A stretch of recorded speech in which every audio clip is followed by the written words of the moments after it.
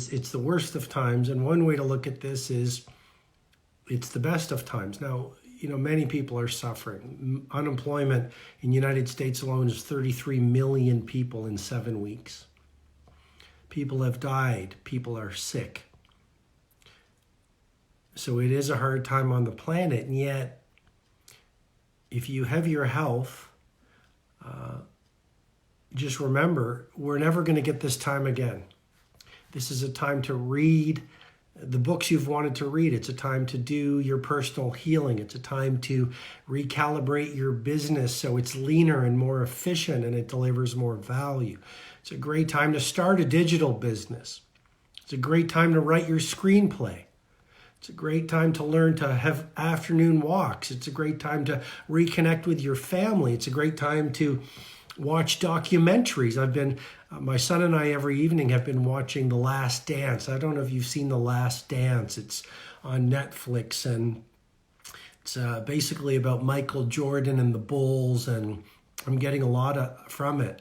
And I'm going back and watching some of the films that I've loved in the past, and I'm working on my new book, and I'm just getting idea after idea for new books. And so this can be, creativity loves solitary. And we never get our best ideas when we're out in the world. We get our best ideas when we're in creative lockdown. Okay, let's see. Leo Marquez Gomez says you saw it yesterday. For those of you joining me, the movie I'm recommending, or the documentary I'm recommending, is The Last Dance. It's on Netflix. It's all about Michael Jordan. It's all about the Chicago Bulls. It's all about how they won 3 championships. Oh, Phil Jackson has, there's so much learning in The Last Dance, and Phil Jackson said something incredible. The Bulls had just won their 2nd championship. And here's what he said. He said, "You're only successful at the moment you are successful." And that speaks so deeply to me. If you're smart, I don't need to explain what that means, but what it means to me is, if you're an NBA player, you're only successful in the 7th game of the championship where you get the trophy. That's it. You're only successful at the moment you're successful. Next season, you've got to start again. And one of the great Achilles heels of business people and human beings is we taste some success, and then we fall into the mindset, heart set, soul set of thinking we're successful. So Phil Jackson, if you're just joining me, watch The Last Dance. It's on Netflix.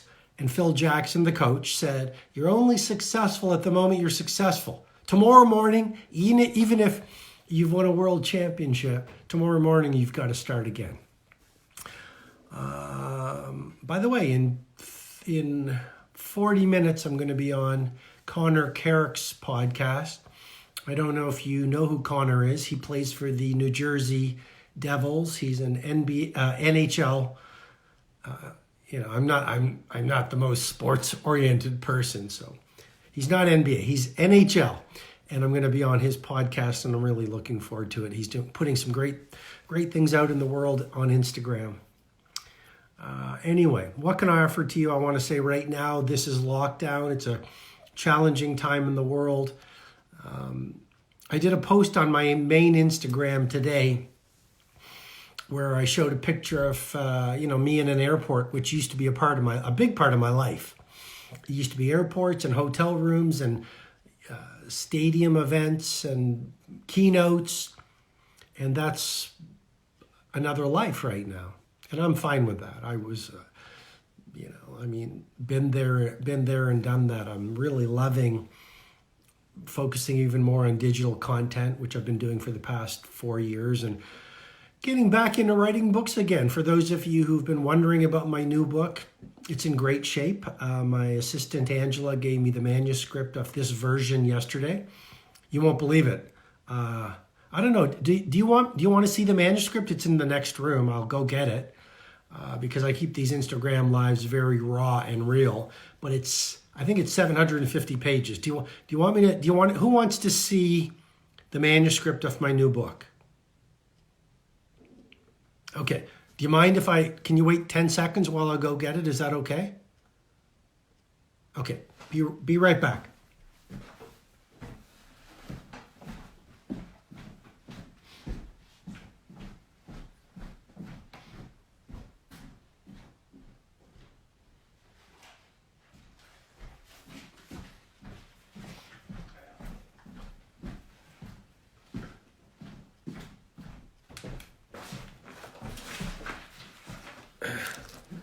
Thank you for your patience, good human beings.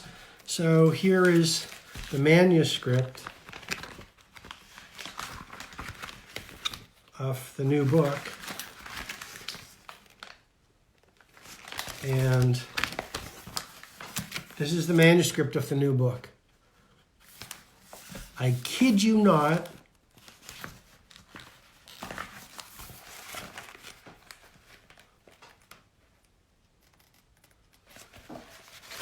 645 pages of the new book.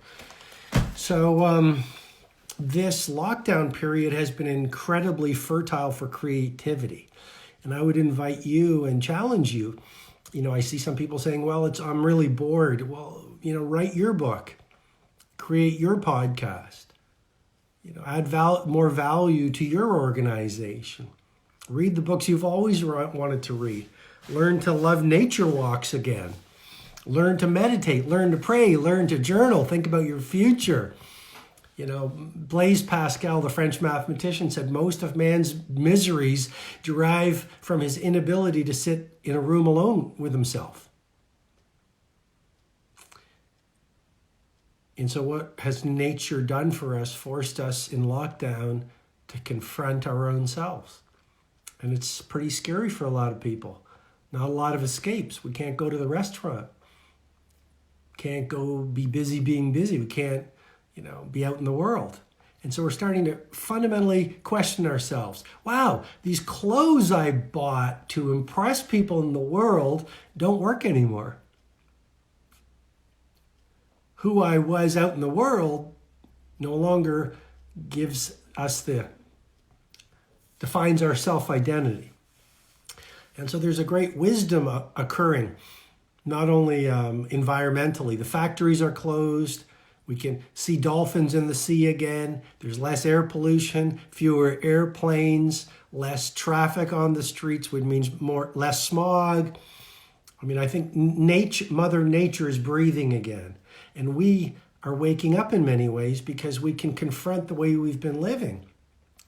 And, lockdown's going to end and the world will return to a new normal. I don't think it's ever going to be quite the same. We'll probably have to go to restaurants and get our temperatures checked and, make sure our masks are fitting properly. But human beings are survivors and we will adapt. I was reading yesterday about an entrepreneur who went out and bought these tractor trailers and he has made them into mobile grocery stores. And the trucks go into different neighborhoods and then people walk out and pick up their lemons and they pick up their meat and they pick up their vegetables. And human beings fundamentally adapt. Let's go back to Charles Darwin, survival of the fittest. Those who are using this time to create, to deliver value, to strengthen themselves. That's why I think the 5 a.m. Club is on fire right now, because the whole thing is, if you can use this time to start your day well and use the 20-20-20 formula that I walk you through in the book along with all the other protocols, then by 6 a.m. you feel fundamentally different.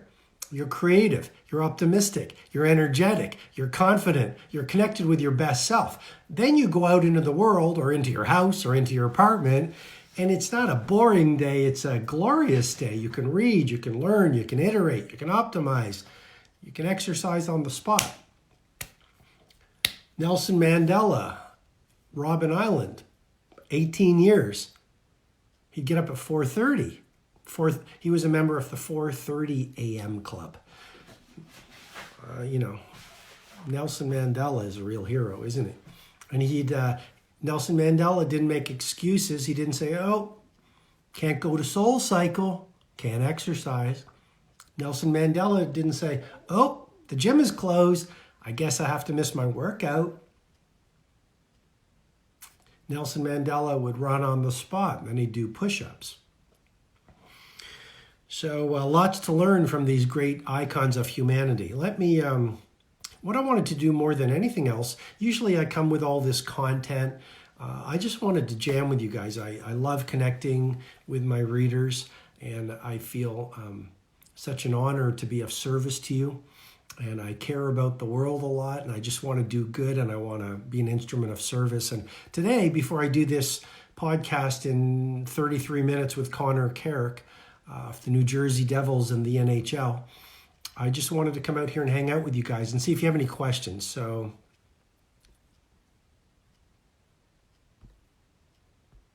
and if you want to talk to me via video, then just talk to me via video. I will patch you in. Insanely Rito, I cannot wait for your new book. Thank you. And I can't wait to finish my new book. I love being under a book timeline because it puts some positive pressure on me. So I sort of I drop into this tight bubble of total focus. I become like a man possessed. I'm fasting and working on the book, and it's intense, and it's beautiful, and it's dangerous. It's disruptive. This new book is taking me to places I've never gone to. It forces me to find words for my thinking, and it feels really good to capture it. But it's also, at some level, it's high pressure. I don't feel this pressure, but it is high pressure.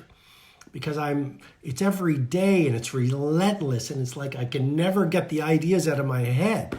It's like they're all, 3 a.m, I wake up. Here's a chapter title. And so once I finish the book and submit it to my publisher, HarperCollins, then it's a great feeling. I feel I can focus on other things. Sudarshan, how do you increase your overall productivity? It's a big question. I would say a bunch of things. I would say one of the things I would say is get really brilliant at saying no. I mean, so much of our time, whether it's looking at a notification or accepting a social engagement, even if it's Zoom or FaceTime right now, we have to be so passionate about the life that we want that we are willing to be disliked by people who don't support the life that we want. I mean, just learn to be okay with not fitting into the crowd is a great way to be more productive. Second thing I'd say is exercise is the game changer. When you get really fit, you're much more productive. Thirdly, I would say, remember, you can change the world or play with your phone. You can't do both. Fourthly, I have to say the 5 a.m. club. You do that, you practice the 66-day minimum that I teach in the book, and guess what? I mean, if those of you who've read the book know what I'm talking about, by 8 o'clock, as a member of the 5 a.m. club, by 8 a.m. you've got more done, or even 9 a.m., you've got more done than most people get done in a week. Oh, and by the way, Sudarshan, fasting is very powerful. It builds cognition, boosts cognition, increases your energy, helps you live longer, and it'll save money on your grocery bill.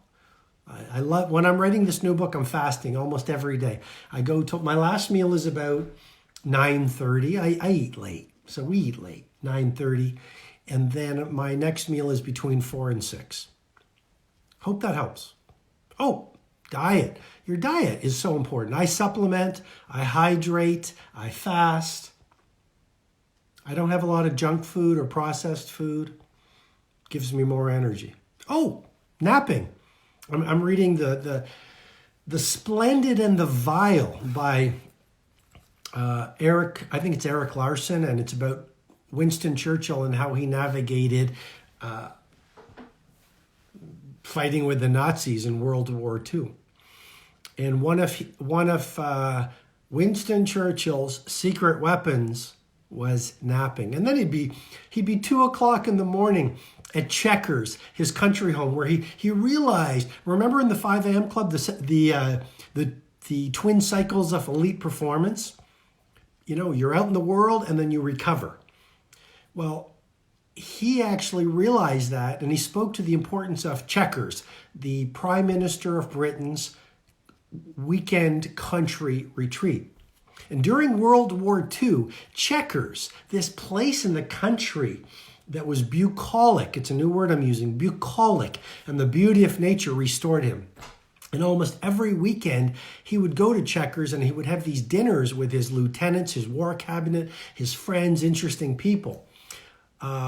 And sometimes at 2 a.m, he would tell all his guests after dinner, let's go smoke cigars. And they would drink brandy and they would walk out into the garden under the full moon. Sometimes German Air Force, what is it, Luftwaffe? The Air Force would fly ahead. But what I'm trying to say is, like, his dinner partners were going, we can't keep up with him. But it was because Churchill would take a nap. And so napping, for me, I'm no guru, I'm no one special, but for 25 years I've been a napper, and about 4 o'clock or 5 o'clock I take a nap. And I learned it from my dad, who was a family doctor for 54 years. And every day he'd come home, he'd leave his practice, he'd come home at about 3:30, he'd have dinner with us, a family meal every day. And then after he'd eat, he'd take a nap with his suit on. Beautiful tie, beautiful suit. My dad is very old school. He'd take a nap and then go back to work until 9:30 or 10. Okay, so there's you asked about productivity. There are some ideas on productivity. Leo, very motivational. You know, I don't like the word motivation. It seems very light. In my work, I offer you science, neurochemistry, neurobiology, research, philosophy, spirituality, elite performance, but I don't do motivation because I don't know, maybe it's just the linguist in me. I just find the word motivation is, it seems light.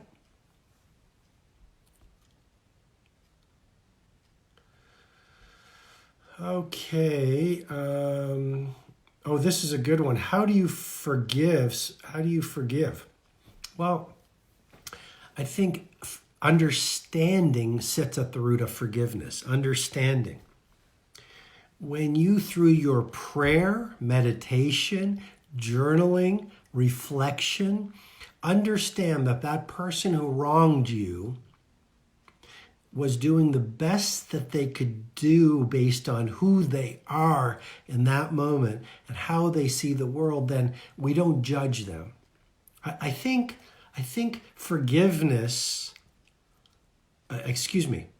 resentment and holding on to grievances is born of judgment. We judge them as wrong, bad, mean, evil, unloving, uncaring, people of poor character. You know, I think most people on the planet are good. I don't know how many people on the planet do what I call in the 5 a.m. Club, the 4 interior empires work. I don't think most people work on their mindset, heart set, health set, soul set. I don't think most people understand that rising at 5 and doing that 1 hour to heal your wounds, to install the beliefs of warriors, to prepare your health set for a great day. I don't think most people read the philosophy books. Most people don't meditate. Most people aren't working on themselves. And I'm not saying those of us who are any better. I'm just saying the reality is most people would rather watch Netflix than work on themselves. And I think that's why in many ways I like Netflix. I'm not knocking Netflix. I'm just saying, you want to build a better world, build a better you. And the moment we start building better selves, then we stop polluting the world and we stop mistreating each other and we stop building companies that are based on greed versus delivering value.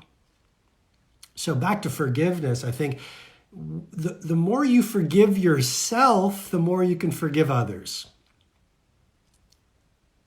And I think forgiveness comes from understanding and a place of humility and not taking things personally. And once you start to understand that everyone gets up in the morning and goes out in the world and tries to do the best they can based on who they are and the way they see the world, then you realize some people are coming from a place of victim.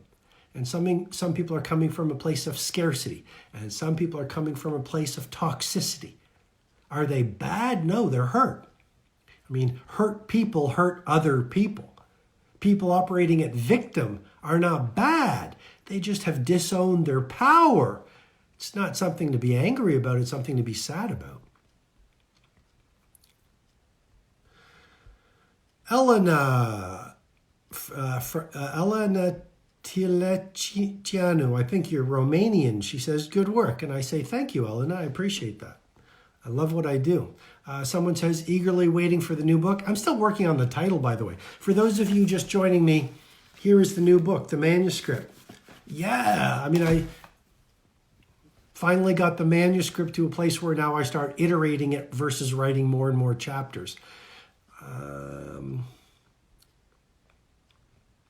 Mark Shlomovich, thank you. Mark, I appreciate the positive emoji. Someone says, watch 7 Pounds by Will Smith. I still haven't watched that movie. I should watch it. By the way, one of the chapters in the new book is about my favorite documentaries, my favorite films, and my favorite books. So if you want some of the documentaries to watch right now, The Last Dance on Netflix, primo. Good Fortune, great documentary. The Good Son. I got to remember to put that in the book. The Good Son. Excuse me. The Good Son. It's a great documentary. Lenny Cook, great documentary.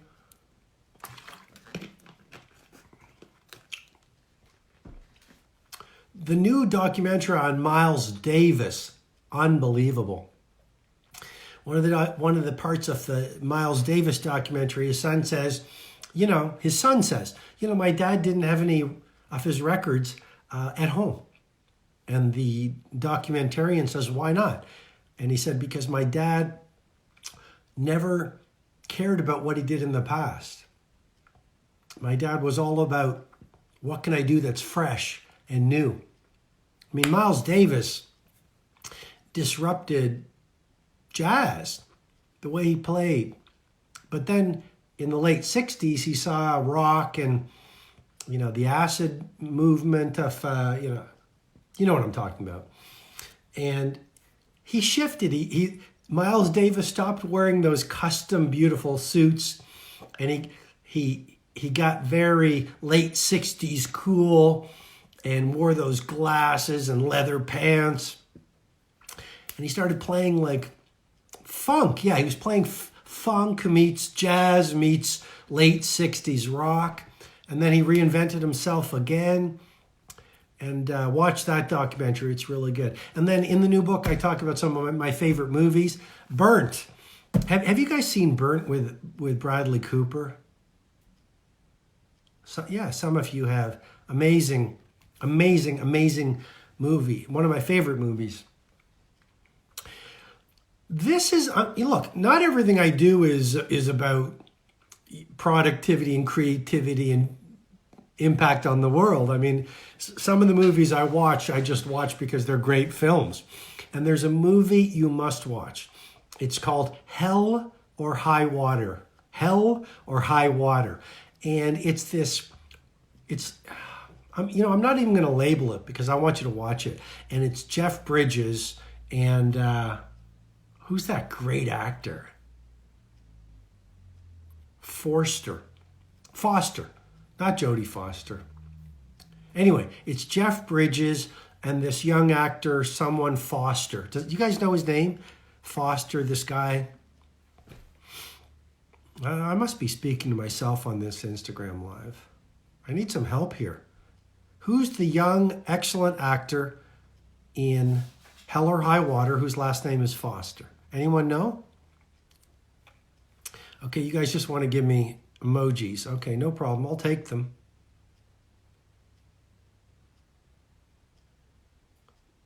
Anyway, so watch that movie.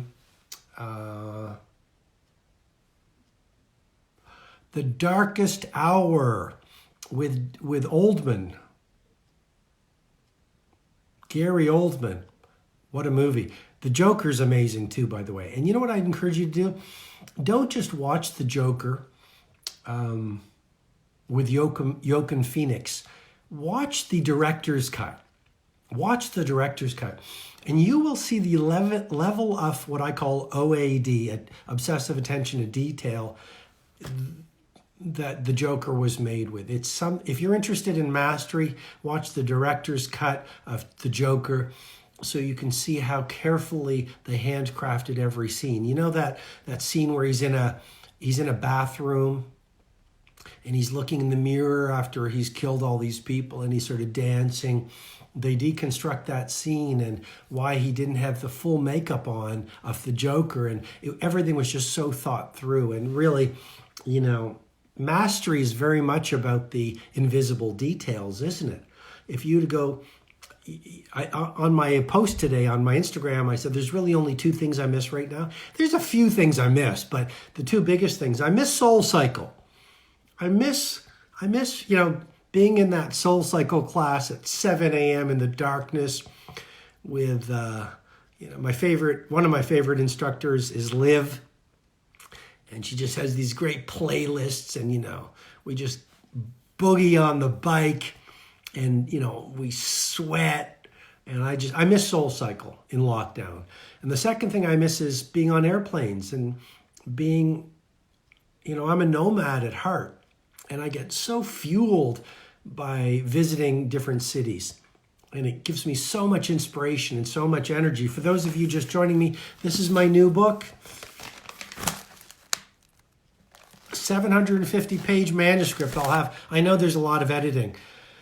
And you know, my assistant gave me the manuscript yesterday. Normally I'd be on an airplane to Rome right now. And I'd feel the energy of Rome, and then I'd walk in Piazza Navona and I'd get the sun, and springtime in Rome is magnificent. And I'd hang out with my buddies, and then I'd work on the book, and the energy would fuel the next iteration. I'm home, so I don't get to do that. What am I saying? I'm saying mastery is very much about the details. And if I was in Rome, I'd go to Piazza Navona and I'd look at Bernini's Four Rivers sculpture in the center of Piazza Navona.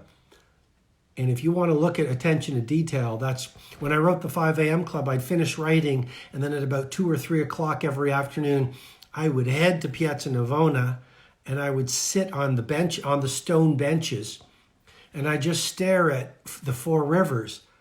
And I'd be tired. And I'd say, yeah, the book is good enough. And then I'd see what he did.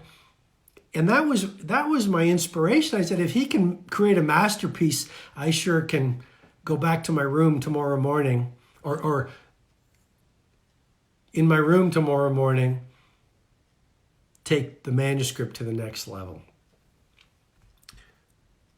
Hi, Natasha. How are you? It was great to meet you at Titan last year. For all of you who are asking when's the next Titan Summit, no more. Because I'm not comparing myself to Miles Davis, but I'm looking at the future, not the past. And I did the Titan Summit for 7 years, and it was glorious, amazing. But as an artist, I need to fuel my creativity.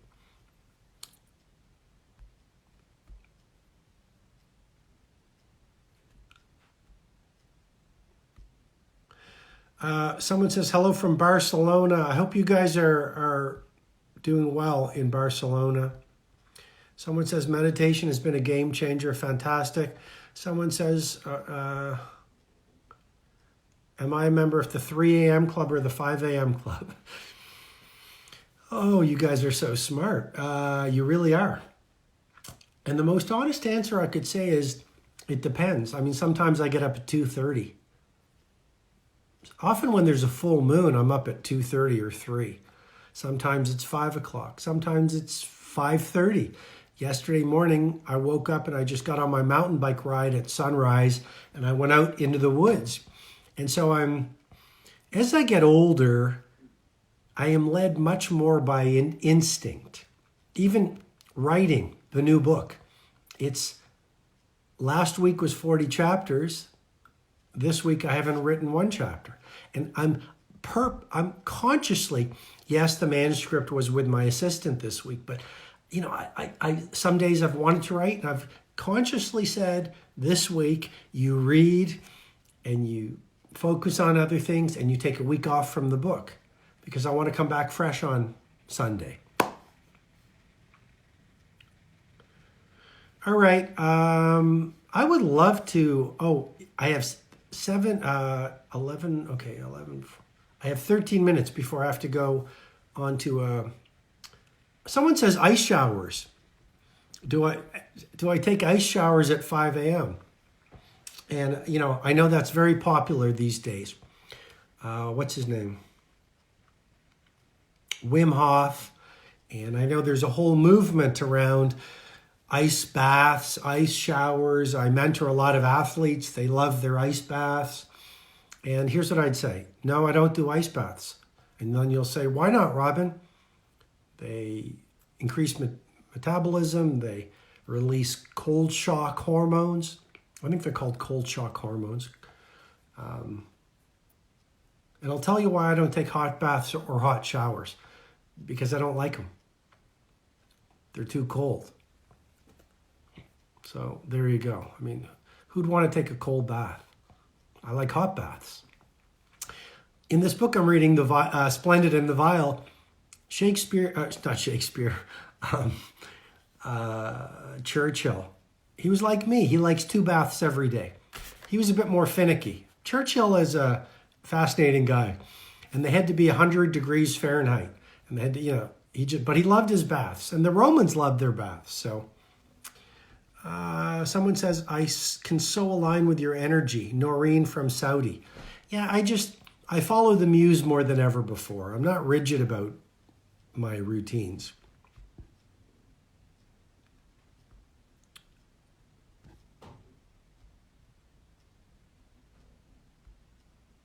Great question from the Veggie Chef.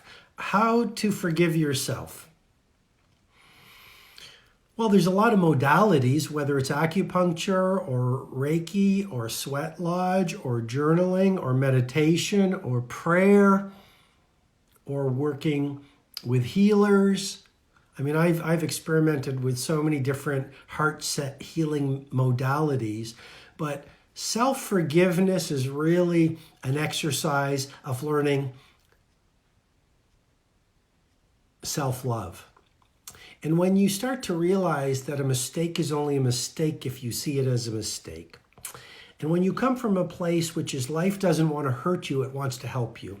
And when you understand that if you knew better, you could have done better, thank you, Angela Mayu, then you start to be more gentle with yourself.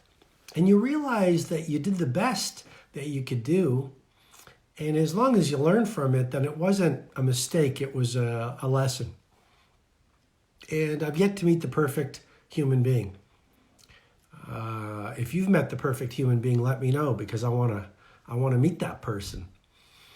So as I've matured in my life, I've become more gentle with myself. I've become less strict with myself. I've become less of a warrior and more of a poet. And when you allow yourself that softness, then you become like Bruce Lee. Remember that famous clip? Be like water. Be like water. And I think we need to be more like water. Flow with life and accept who we are.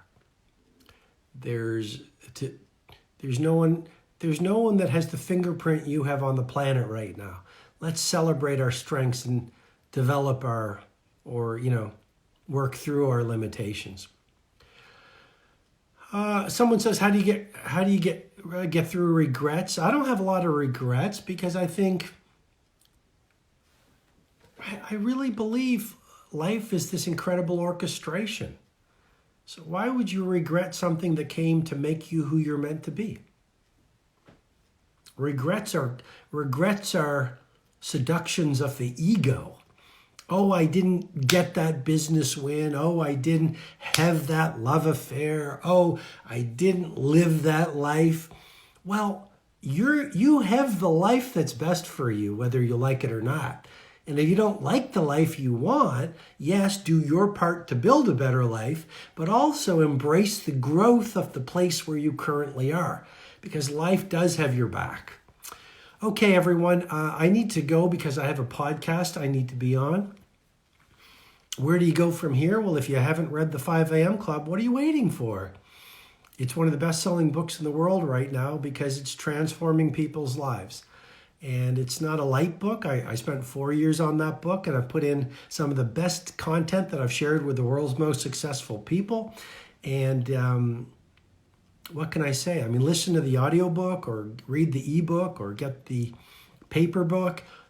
Read The 5 a.m. Club. I say that because I want to help you, and I know it really will serve your rise very, very, very well. What else? There's an ebook people are getting a lot of value from during this difficult time. It's called The World Changers Manifesto. It's a real book. It's in digital format, but it's not 6 pages. It's it's full of great value.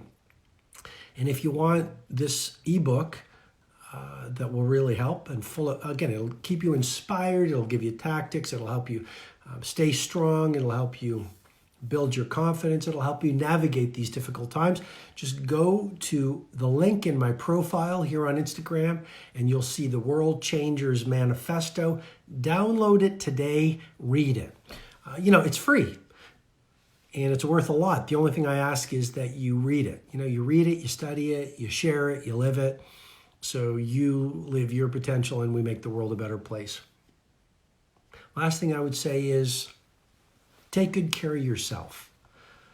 Mother Teresa said, if we would only sweep our own doorstep, the whole world would be clean. So use this time in lockdown, if you're still in a nation in lockdown, to sweep your own doorstep. I mean, read some great books, have some great conversations, learn to meditate, pull out a journal and write your future. Use this time to contemplate who you are, how far you've come, what you want to stand for as we go ahead, what are your values, what are your creative ambitions, and use this time well. Because you want to change the world, you do have to grow yourself, right? Anyway, thanks for your time. I hope I have served you. Better days are coming. I don't believe they're ever going to be the same. I think the world changed in March 2020. Doesn't mean the world isn't going to be better, though. It just won't be the same. And you want to use this time in lockdown or isolation so that when lockdown ends, you have built yourself into a better you and you hit the ground running. And that's where the Titans play, right? All right. Thanks a lot, guys. It's Hell or High Water. That's Ben Foster. That's who it is. Great actor. Anyway, if you're just joining us, I mentioned a bunch of the films that I love and that I've written about in my new book. And people are asking, when's the new book going to be out? My publisher says, don't mention it. So just so you know, I've been working hard for you. Almost 700 pages of this manuscript. This is a heavyweight new book. It's part memoir, part mastery of your craft manual, part spiritual guidebook, part blueprint for human warriorhood. It's a strange manuscript of a book, but it's my most honest book, and I'm sharing a lot of myself. So when you read it, don't make fun of me once you see how human I am. Anyway, thanks a lot. Hope this has been fun. It's been fun for me, and I'll talk to you soon. Bye.